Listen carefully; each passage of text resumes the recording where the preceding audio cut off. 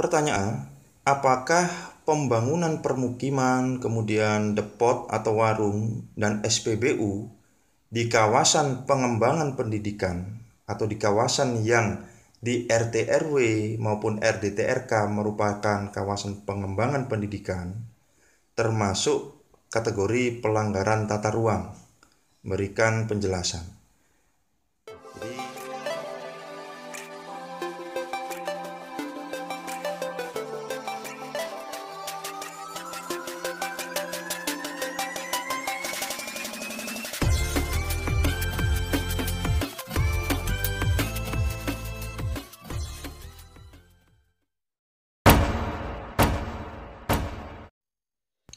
Assalamualaikum warahmatullahi wabarakatuh. Baiklah, kita kali ini membahas tentang materi wilayah kewilayahan, submaterinya permasalahan dalam penataan ruang.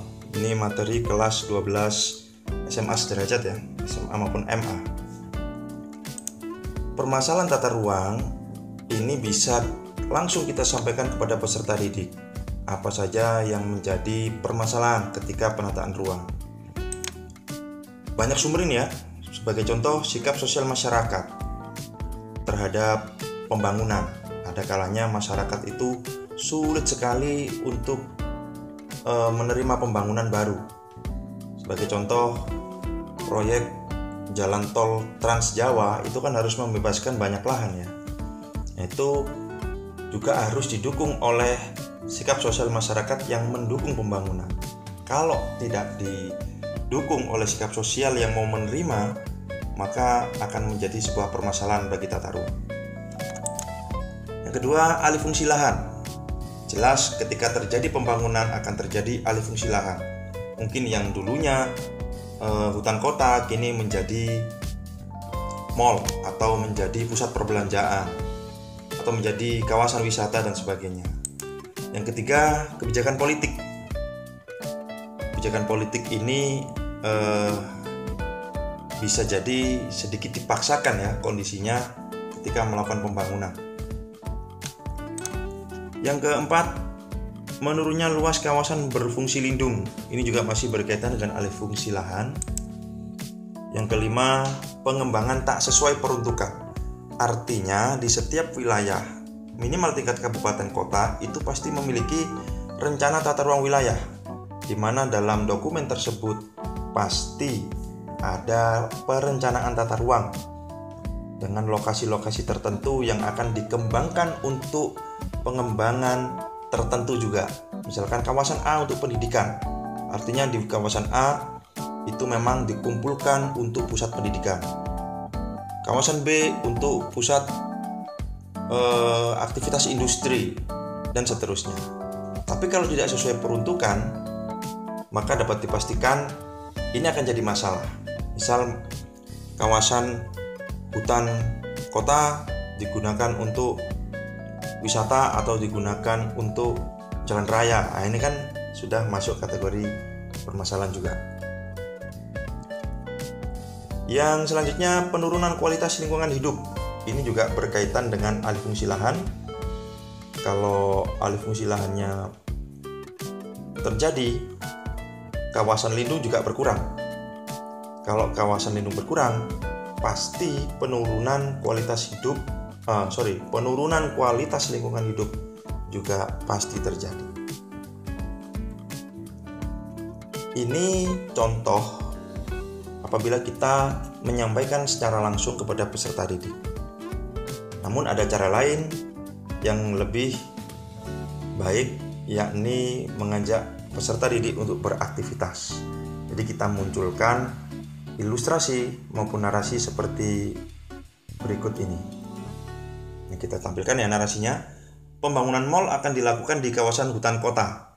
Berdasarkan dokumen perencanaan tata ruangnya, kawasan tersebut merupakan pengembangan kawasan pendidikan. Ada salah ketik situ ya. Baik dari tingkat dasar hingga pendidikan tinggi. Pemerintah mengizinkan pembangunan mal tersebut dengan dalih relaksasi bagi para pelajar di sekitarnya maupun mahasiswa untuk yang perguruan tinggi. Nah, ini contoh ya, contoh permasalahannya. Anda akan dibangun mall di kawasan hutan kota. Dari ilustrasi ini kemudian kita munculkan pertanyaan-pertanyaan. Cukup 2 saja pertanyaannya.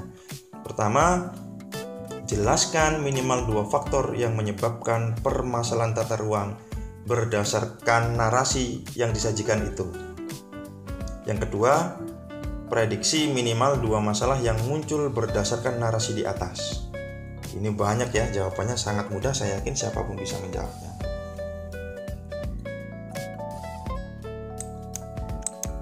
Lanjut. Nah, di sini sudah saya sajikan dengan warna yang berbeda. Dari narasi tadi, peserta didik kita minta untuk mengenali, mengidentifikasi yang termasuk permasalahan tata ruang. Itu yang berwarna merah. Pembangunan mal akan dilakukan di kawasan hutan kota. Ini merupakan contoh permasalahan. 1. Alih fungsi lahan. Karena yang dulunya hutan kota kini jadi mal. Yang kedua, menurunnya luas kawasan fungsi lindung. Jelas ya. Di sini juga untuk fungsi lindung. Artinya melindungi resapan air, kemudian menyediakan udara segar bagi warga kota. Dan yang ketiga, warna merah ini juga memunculkan penurunan kualitas lingkungan hidup. Jelas, kalau hutan kota diubah jadi pusat perbelanjaan, itu resapannya hilang, kemudian pepohonannya juga hilang. Air tanah berkurang, bisa jadi nanti banjir, atau yang kedua, oksigen berkurang, maka suhu iklim mikro di kawasan itu akan meningkat. Kemudian yang warna biru, berdasarkan RT/RW atau RDTRK-nya, kawasan tersebut merupakan pengembangan kawasan pendidikan, baik pendidikan dasar hingga pendidikan tinggi. Nah, menurut RT/RW itu pengembangan pendidikan, tapi digunakan untuk pembangunan mal. Jadi kalimat ini merujuk pada faktor pengembangan tak sesuai peruntukan. Yang awalnya untuk kawasan pendidikan justru dibangun pusat perbelanjaan. Yang ketiga, pemerintah mengizinkan pembangunan mal dengan dalih relaksasi bagi para pelajar maupun mahasiswa. Ini merupakan contoh kebijakan politik yang sedikit dipaksakan ya. Artinya mungkin pemerintah punya alasan membangun pusat perbelanjaan di situ karena disitulah satu-satunya lahan kosong. Tidak ada lagi lahan kosong. Yang kedua, nanti akan menyerap banyak konsumen, apalagi di sekitar pusat pendidikan. Tapi yang terjadi justru sebaliknya. Para pelajar justru akan teralihkan, mungkin saja akan menyebabkan bolos sekolah maupun bolos kuliah karena ada mal di dekat situ. Bisa jadi ya, bisa jadi. Tadi kita minta siswa untuk menyebutkan, mengidentifikasi 2 saja. Ternyata di narasi ini ada 5 faktor. Sisanya bisa kita terangkan, jelaskan secara verbal setelah mereka mempresentasikan hasil kerjanya. Kemudian ini contoh soal lain ya, soal HOTS ya. Ada lahan kuning ini merupakan lahan kawasan pengembangan pendidikan. Kemudian bangunan berwarna nila ini merupakan kawasan permukiman dibangun di atas kawasan pendidikan. Warna merah ini SPBU yang juga dibangun di atas kawasan pendidikan. Dan warna biru muda merupakan depot atau warung makan yang juga dibangun di atas kawasan pengembangan pendidikan. Pertanyaan, apakah pembangunan permukiman, kemudian depot atau warung, dan SPBU di kawasan pengembangan pendidikan atau di kawasan yang di RT/RW maupun RDTRK merupakan kawasan pengembangan pendidikan termasuk kategori pelanggaran tata ruang? Berikan penjelasan.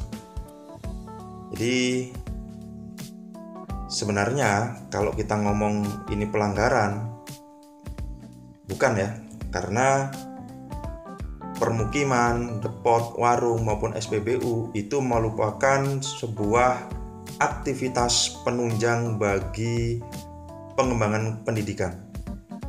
Ketika pembangunan di luar bidang pendidikan itu sangat menunjang aktivitas pendidikan. Tapi mungkin saja ada peserta didik yang menjawab bahwasanya itu pelanggaran tata ruang karena anggapan mereka kalau di situ pendidikan ya harus pendidikan saja, begitu. Tidak masalah. Artinya mereka sudah berpikir. Kemudian yang kedua, kalau mereka salah dan kita tunjukkan benarnya, mereka akan lebih mengingat jawaban yang benar tersebut. Demikian, semoga bisa memberi manfaat. Terus dukung kami untuk memunculkan konten-konten yang berkualitas dengan share, subscribe, komen, dan like. Sampai bertemu di kesempatan selanjutnya di materi yang berbeda. Wassalamualaikum warahmatullahi wabarakatuh.